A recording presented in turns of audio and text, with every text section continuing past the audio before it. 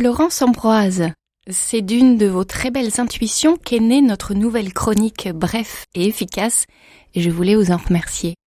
Nous sommes aujourd'hui réunis pour parler de vous. Vous êtes une femme qui vit son entrepreneuriat un peu comme le reste, avec discrétion, conscience et engagement. Bonjour Florence. Bonjour Emmanuel. Cet engagement, il naît tôt, lorsque, à la fin de vos études de lettres classiques, vous choisissez les élèves de CFA pour investir votre énergie et amour de l'écriture de français. Pourquoi ce choix ? Ça a été un choix de toute ma vie. Jeune, j'ai déjà travaillé dans les centres sociaux pour accompagner les jeunes en situation difficile, notamment vis-à-vis de l'écrit.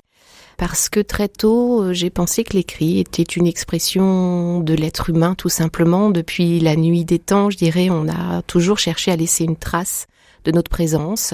Et ne pas passer par ce vecteur de communication était pour moi presque un handicap. Donc je souhaitais vraiment transmettre la possibilité de cet art d'expression. Et particulièrement auprès d'un public qui peut avoir besoin d'accompagnement accru.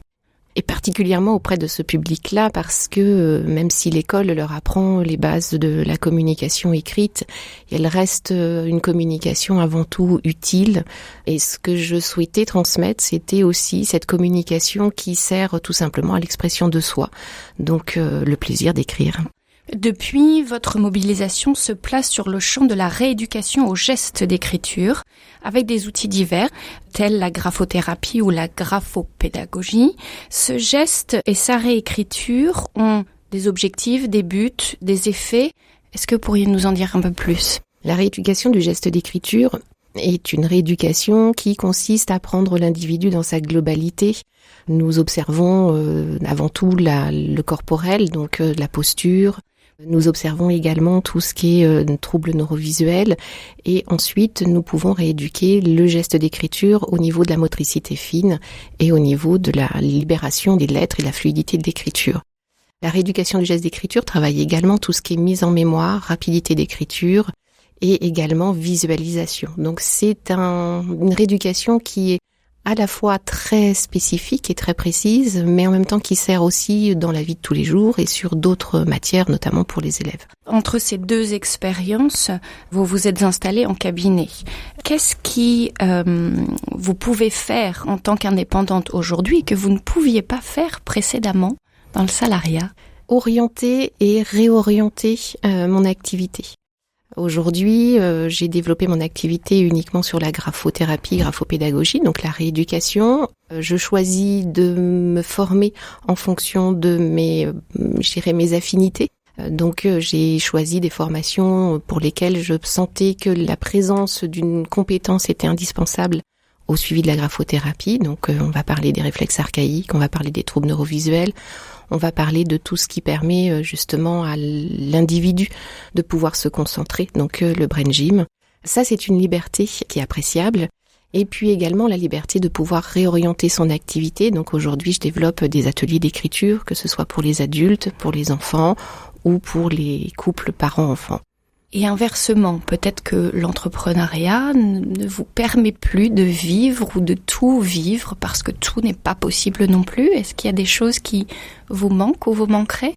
Alors, l'entrepreneuriat est une entreprise, est une aventure solitaire. Donc, développer son entreprise, c'est avant tout se développer soi. C'est aussi donner à voir à l'autre ce que nous sommes.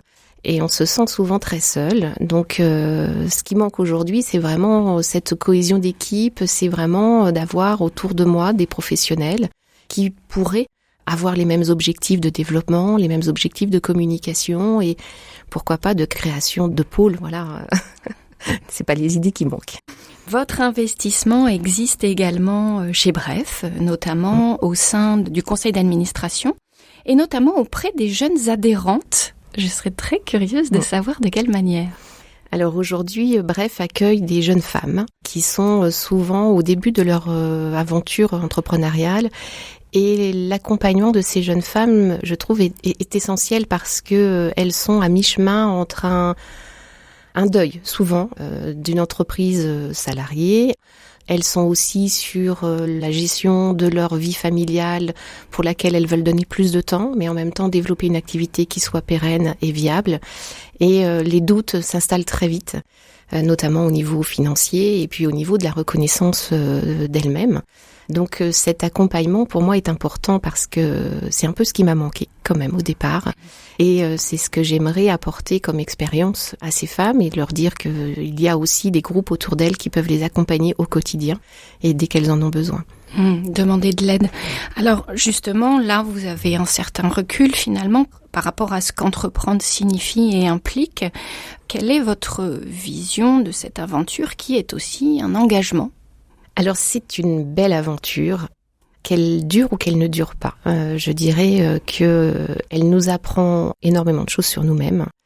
Nous sommes toujours en permanence dans l'inconfort et c'est ce qui va nous rendre finalement un petit peu plus forts et en même temps nous donner beaucoup de recul face à toutes les relations que l'on peut avoir ou face à la société, à l'évolution de la société. On est un petit peu obligé d'être réactive presque à l'instant T quand les événements changent. Nous aussi, nous devons réorienter notre entreprise et il faut se faire confiance et ça, je dirais que c'est le plus gros travail. Et en même temps, si on arrive même à développer ne serait-ce que 6 mois, c'est qu'on a été capable. Donc c'est déjà une belle confiance en nous-mêmes. Merci beaucoup Florence pour toutes ces informations, ces partages. Je vous dis à bientôt. Merci Emmanuel, à bientôt. Revoir. Au revoir.